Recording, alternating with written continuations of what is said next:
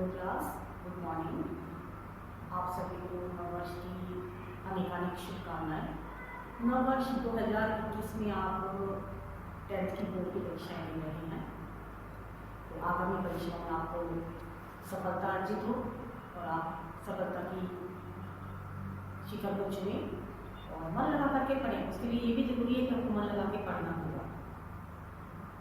आपके जीवन में सफलता आए, आपके जीवन में खुशी आए, इन्हीं शुभकामनाओं के साथ हम अपना क्षितिज का दौरान प्रारंभ करते हैं। क्षितिज के काव्यखंड का हम दौरान कर रहे हैं। हमने पाठ 1 रसनाम का दौरान कर लिया, उसके बाद हमें पाठ 2 में तुलसीदास का दौरान किया। पाठ 3 और पाठ 4 हमारे खोज में नहीं है। उसके बाद हम आज पाठ 5 उत्साह कविता का अध्ययन करेंगे। लेखक है सूर्यकांत त्रिपाठी निराला जी। निराला जी इनका उपनाम है और इन्हें निराला नाम से संबोधित किया जाता है। इनका जो जन्म है, पहले हम लेखक का परिचय प्राप्त करें। लेखक परिचय के अंतर्गत हम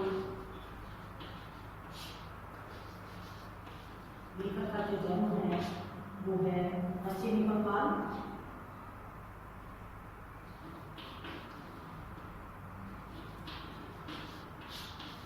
लेखक का जन्म पश्चिमी बंगाल की महिसागर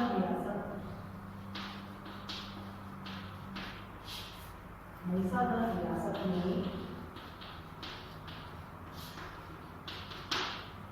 सन 1899 में याद रखने की बात है कि 1899 में पश्चिमी बंगाल में महिसागर रियासत में हुआ। इनका परिवार मूलतः उन्नाव जिले का रहने वाला था। निराला जी की आरंभिक शिक्षा महिसागर राज्य में ही हुई, क्योंकि वहाँ इनका जन्म हुआ। उन्होंने अंग्रेजी और संस्कृत घर पर सीखी। बंगाल का होने के कारण बंगला पर असाधारण अधिकार, यहाँ का जो व्यक्ति होता है वहाँ की भाषा उसे बखूबी बहुत अच्छे से आती है।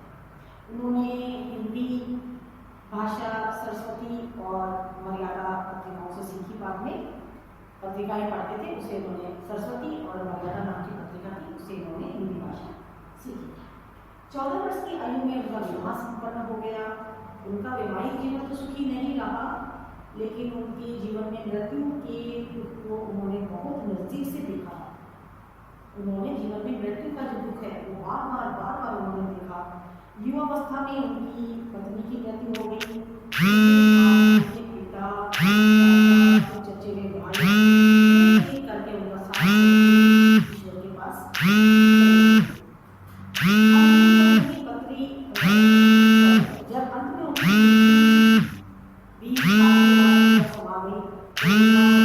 कवि हृदय कोमल होता है कि पुत्री टुकड़े टुकड़े हो गए।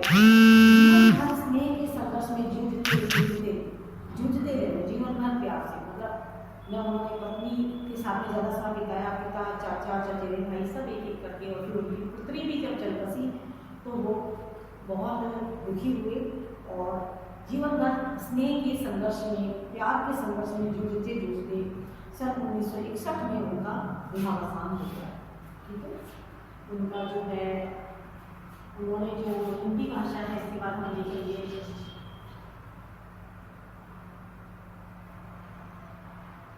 उन्होंने हिंदी भाषा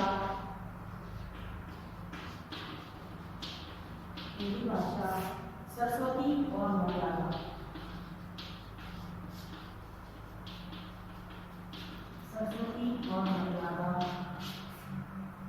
पत्रिकाओं से सीखी।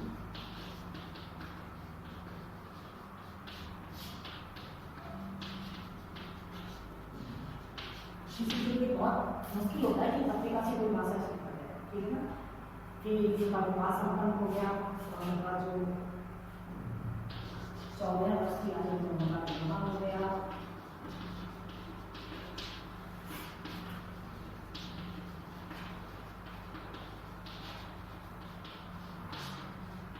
याद रखने की बातें हैं और जीवन में संघर्ष करते रहे जीवन भर, प्यार को परखते रहे जीवन भर, स्नेह के लिए संघर्ष करते रहे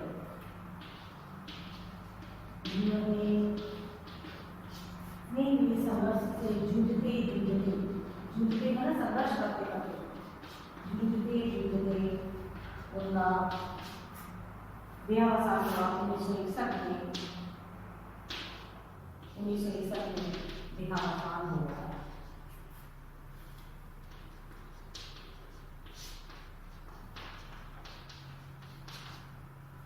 देहावसान की संधि है देह प्लस अवसान।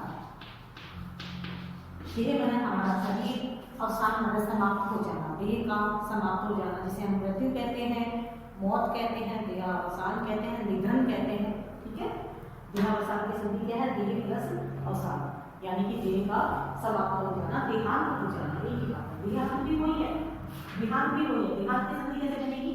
देह प्लस अंत, देह समाप्त हो जाना, एक ही बात। ठीक है, यहाँ से बीच में पूछे जा सकते हैं। अब हम इनकी जो विशेषताएं हैं वो छायावाद पे होती है। इनकी जो निराला जी की जो कविताएं हैं, निराला जी छायावाद के कवि हैं। निराला जी छायावाद के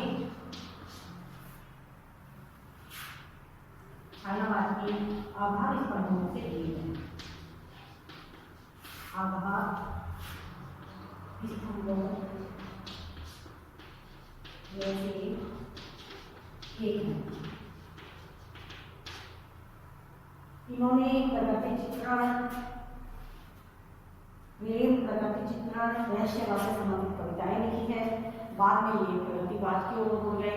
प्रगतिवाद के अंतर्गत इन्होंने क्रांति का बिगुल बजा दिया और जागो फिर एक बार, महाराज शिवाजी का पत्र, जिंगू रटकर कूला, महंगू महंगारा आदि कविताओं के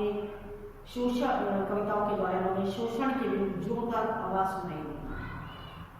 इनकी और जो रचनाएं हैं, विधवा, भिक्षुक और वह कोटि पत्थर, इन कविताओं में उन्होंने शोषितों के प्रति करुणा प्रकट की है। उनकी प्रकृति संबंधी जो कविताएं हैं वो अत्यंत सुंदर और प्रभावशाली है। उनकी बादल राग जो कविता है उससे भी क्रांति का स्वर गूंजता है। उनकी भाषा शैली है वो भाव के अनुसार शिल्प में भी क्रांति है। उनकी निराला जी के जो भाव हैं,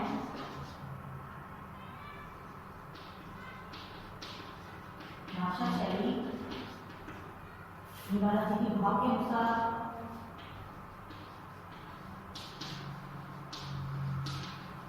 निराला जी के भाव के अनुसार इनकी भाषा शैली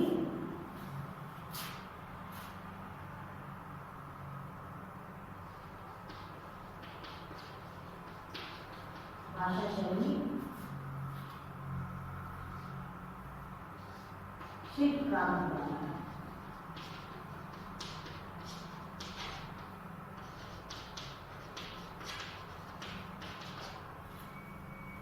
अब परंपरागत जो हिंदी छंद है उनके विषय में जब इन्होंने छंद मुक्त कविताओं की रचना की है, पहले इनका विरोध हुआ, लेकिन बाद में जब इन्होंने अपनी रीत से हटकर काम किया तो उनकी संगीत में सरगम सुनाई देने लगा। उनकी बाबरदार कविता जो मुक्त छंद होते हुए भी तबले की थाप के समान गतिशील है और उन्होंने सामर्थ्य संस्कृत निष्ठ शब्दों का प्रयोग किया है।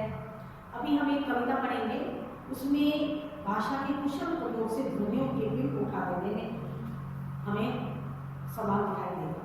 बादल गरजो घेर घेर घोर गगन धराधार।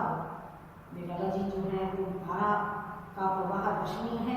उन्होंने मानवीकरण अलंकार का प्रचुर प्रयोग किया है। उनकी भाषा में मानवीकरण अलंकार, स्पेशली